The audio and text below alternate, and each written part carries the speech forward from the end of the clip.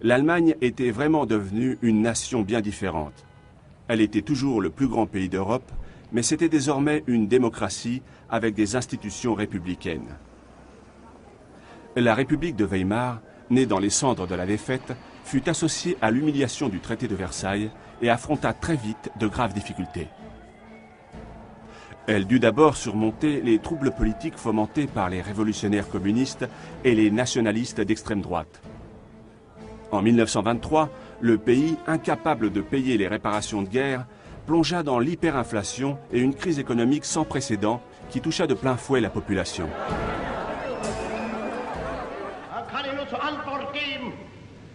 La misère et la rancœur fournirent un terrain fertile à une nouvelle génération d'hommes politiques, parmi lesquels Adolf Hitler.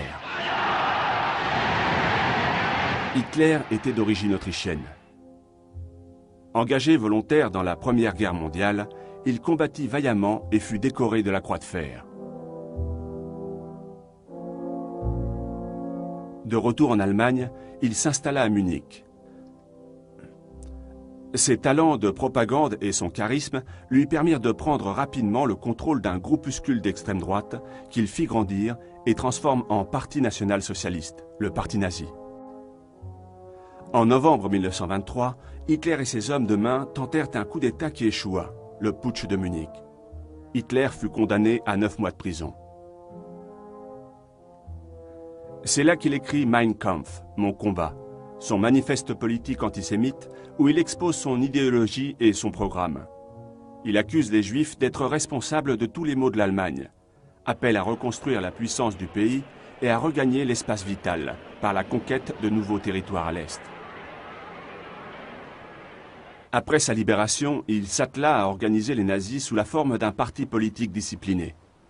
Son objectif désormais est de conquérir le pouvoir en utilisant le système démocratique. Mais pendant les 5 années qui suivirent, l'Allemagne de Weimar prospéra. Le soutien aux partis extrémistes, de droite comme de gauche, s'affaiblit. Puis, brusquement, l'occasion se présenta pour Hitler. En octobre 1929, le krach boursier de New York déclenche une crise économique sans précédent. Le monde entier plonge dans la Grande Dépression.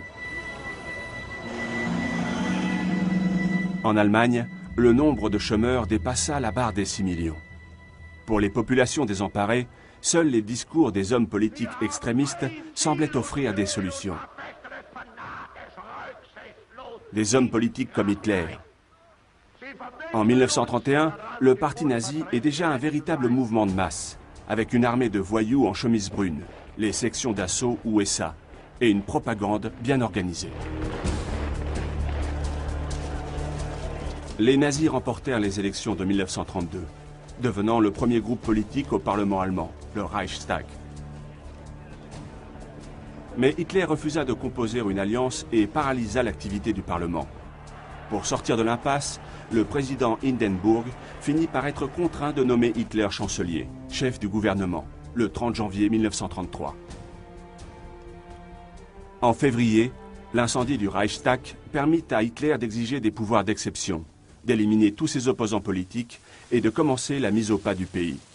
La démocratie était morte. À la mort du président Hindenburg, en août 1934, Hitler s'autoproclama président et chef au pouvoir absolu de l'Allemagne, le Führer, le guide.